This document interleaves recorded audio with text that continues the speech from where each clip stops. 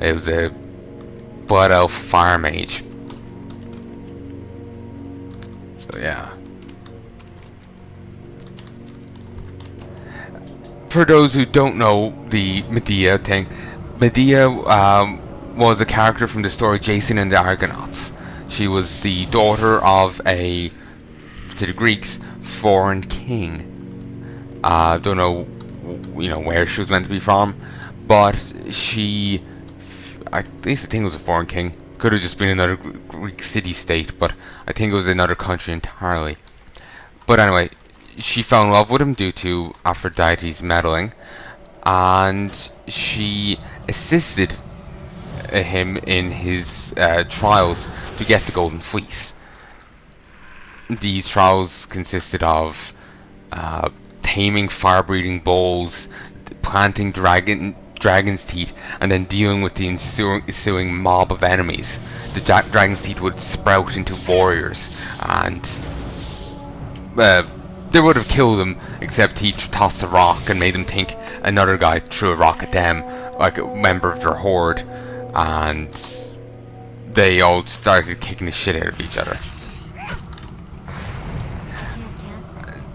And then, when he fled with the Golden Fleece, left with the Golden Fleece, she came with them, and came with him and stopped her family from chasing them.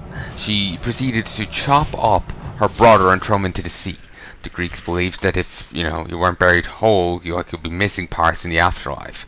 So they wanted him to be as intact as possible. And so they stopped chasing her to go get all the parts. It's too far away. So yeah, she did that to her own brother. How much of that was due to Aphrodite's meddling, I don't know.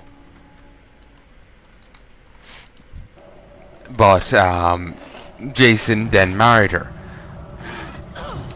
I think, or married her at some stage, I do believe. But when he got back home, I think she proceeded to murder the guy who sent him on the mission in the first place. Like, he usurped Jason's, throne. He took Jason's royal position off him. I can't remember. Like, I think he had the father killed. The mother hid her son with a centaur, who was his teacher. And Jason eventually found out about, him being a prince or whatever. And, he went to get his position back, and the guy said, oh yeah, if you get me the Golden Fleece. But I think the guy refused to do it, and,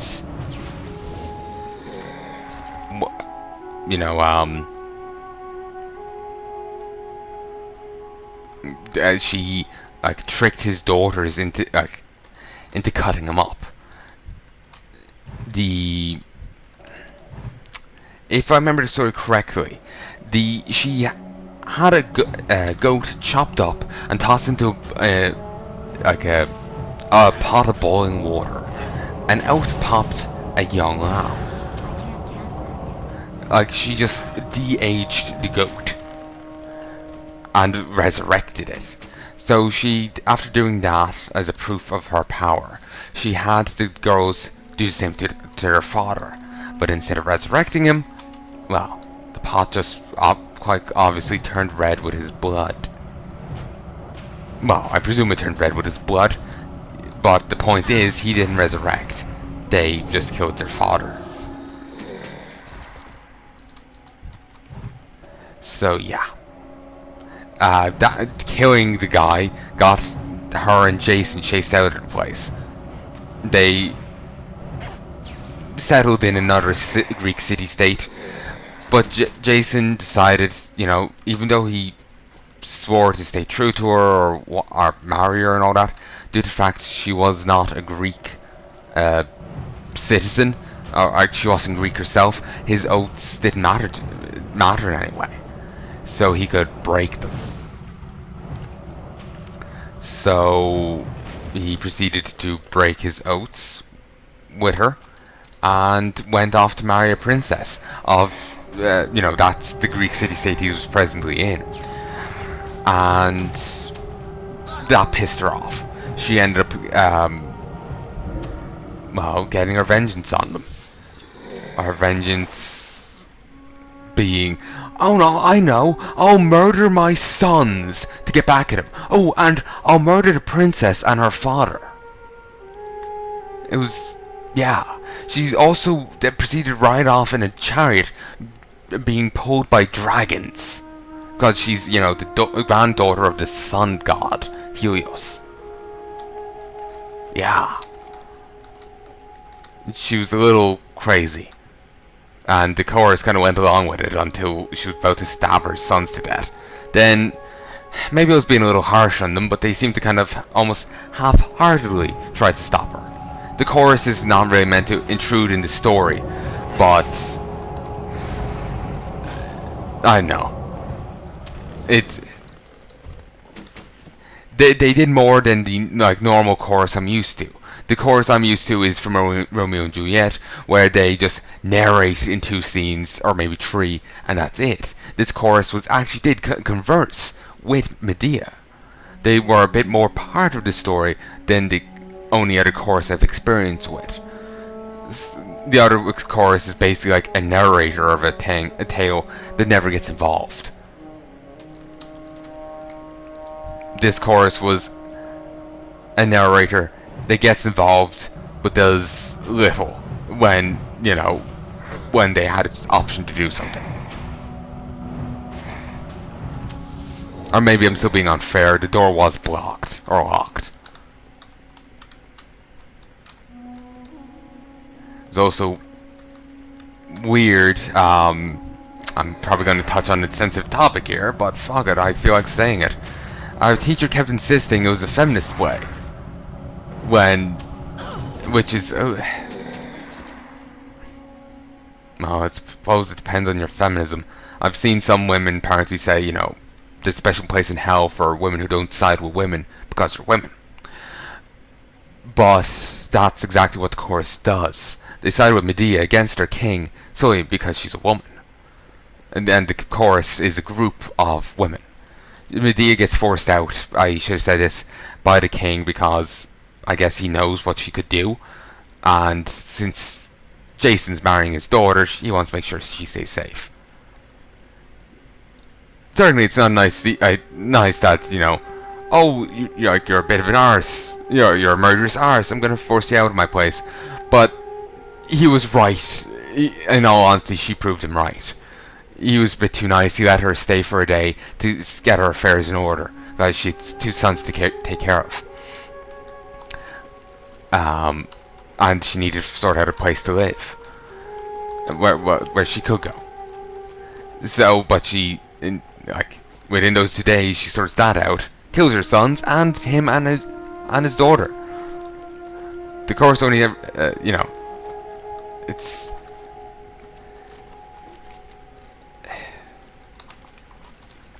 I think back on the calling it a feminist play, I think the reason teacher kept calling it that was it acknowledged childbirth was painful, and that it's better to stand in and Medea's line about it's better to stand in combat 3 times and bear childbirth once.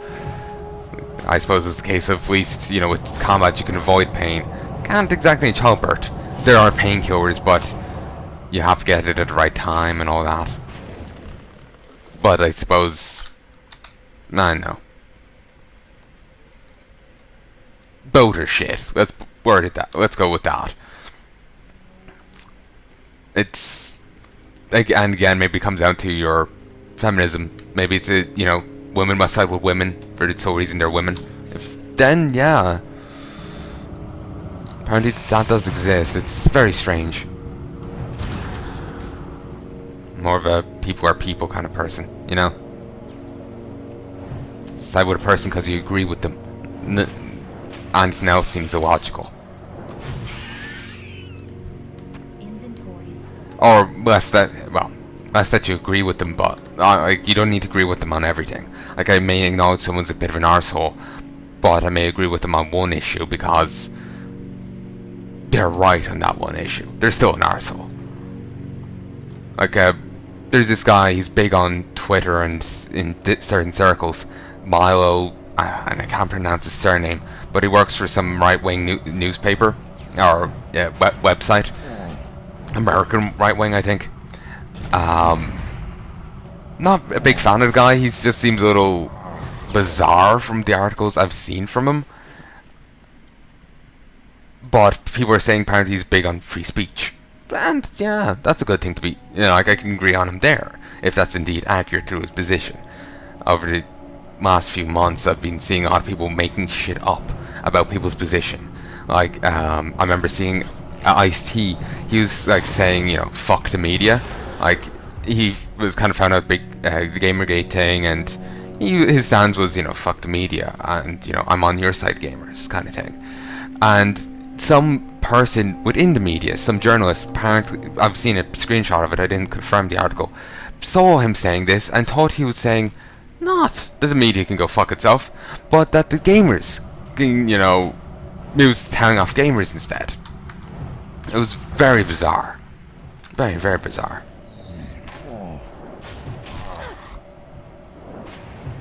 For a moment I swore the risen hunger went up in health from hitting me.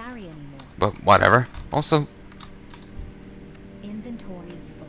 It almost looks like it has eyes. Two dots. But yeah, not normally I talk about those controversial topics, it's just, I feel like, why not? I see no reason not to. If you've an issue with it, you've an issue with it. I don't care. What? I can't carry anymore. So, yeah. And also one thing about the king was, what little we've seen of the guy, he seemed like a nice enough king. Like, he gave Medea, well, true, he did force Medea out, and it's not, I'm not exactly a fan of forcing someone out when they haven't yet done anything wrong. Like, he was scared she would kill his daughter. Well, he was right, she hadn't yet done anything, nor had she yet, she hadn't even schemed to do it. At least then he would have some basis for it. She started scheming, like, afterwards, like, once he left, as far as I remember. But at least he didn't have proof that she was scheming before he went to kick her out. Even if she'd started beforehand, he didn't have proof of it. Certainly, maybe our history would say something, but maybe she's reformed. Maybe she's mellowed, But beyond that, what little we've seen of the guy, he seemed fine. And, they were just like, oh, you're a woman? Yeah, let's side against your nice king. The rule of revolution! Just, it's a bit weird. But, Also, the Greek plays are all about teaching morals. I wonder, what moral was that? Like, what moral Medea was meant to teach. Like, Oedipus Rex was, don't fuck your parents. No, it was actually don't go against the gods, but don't fuck your parents was probably a big part of it. Medea, don't marry foreign chicks. They're crazy, yo. I'm joking here, but that could have been the reasoning. My mind is flashing back to Cicero talking about port cities and how they're polluted by foreign morals. Even though apparently he was one of the few people who thought that foreigners, barbarians should be treated, shouldn't be mistreated. Like, other people looked down on them. He thought they, you shouldn't do so. Or at least insofar as, legally or whatever. I can't remember his exact argument, or if it's even true. My mind's kind of blanking. But that's something I heard. It's kind of strange how we've a quest here to go down the Dead Scar and kill off things here. And we don't have anything to kill for the Phantasmal Watchers we're inevitably going to run into. Also, jumping the gun here a little, but grab these rotting hearts. You're going to need them for a quest. Ooh, got a message on Steam. I'll check it in a bit.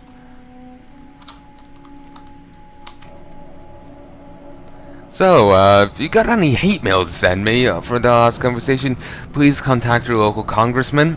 They'll care more. They'll also care more about the joke I just stole, the fact that I just stole that line from someone else. I can't carry it. SSOHPKC used that joke. My god, that's an awkward name to say. Like, at least with Kakaskia. That's just a name, or Kiko, I could say if I wanted to. But I would be unsure if everyone knows him, the YouTuber, is well enough to recognize that he goes by the nickname Kiko, or even knows the YouTuber in the first place. Check him out. I really enjoy his work. He does a few like he does a lot of older games.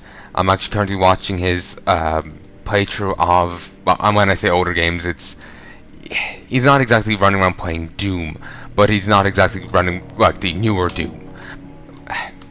Let me start again. He's not running. My English is failing. My words is going everywhere but the way I want them. Okay, he's like played old games like Wolfenstein 3D, but he was also playing like The Raven, Legend of Legacy of a Master Thief, or whatever it is, which is a newer game. It came out like 2012, 2014 ish, somewhere around that time frame, like within the last 10 years, you know. So wide variety of games. He's played through Half-Life 1, Half-Life Blue Shift, and Half-Life Opposing Force. You know, check him out. He's also done some pen and paper games as well. Ooh, Enrage. He's done some pen and paper games where he and some friends, such as Halloween and Kliker, play Burning Wheel. I don't know the campaign they play. It could be a homebrew. I think that's the right phrase.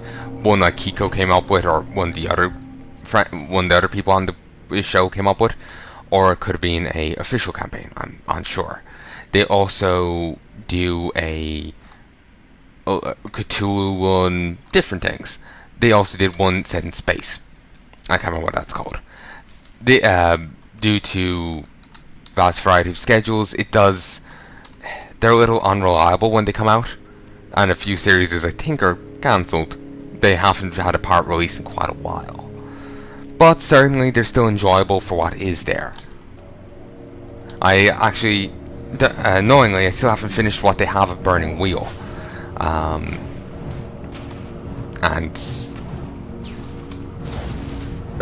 one of the actual members of it, I can't pronounce the guy's name, Rupert, he's actually started his own series of it, which is interesting enough in its own right. I watched most of the first session. I'm horrendous with actually watching other people's videos. While it is my main source of, internet stuff, like videos, it's my main source of internet videos, it's not a criticism of the YouTuber, but I have a shit attention span. I will struggle to actually make it through a long series. I will have to come back and forth to it. Like, I'm just terrible when it comes to sitting down and actually watching it. So yeah. Okay, that's a different enemy. That's a Risen Stalker, level 17. Actually, is it yellow or orange? It's yellow. Alright. I was just curious, what level did an enemy become orange? Orange, it says, it's a bit challenging. Red is, probably impossible to kill for my level. And if it's skulls or question marks, then yeah, I'm way over leveled. Under leveled, sorry. The enemy is way higher level. But yeah, he started his own Burning Wheel thing, so it certainly doesn't look good for the other one, though it's officially cancelled. Just to be clear, none of them are. So who knows? Maybe you subscribed and one day it turns up in your subscription box. The only people who know for certain are they themselves. And that guy's health went up. I swear. But anyway, they're the only ones who know, and I haven't asked. So yeah, if you want to know, I would advise asking them. and said waypoint, if I did it wrong.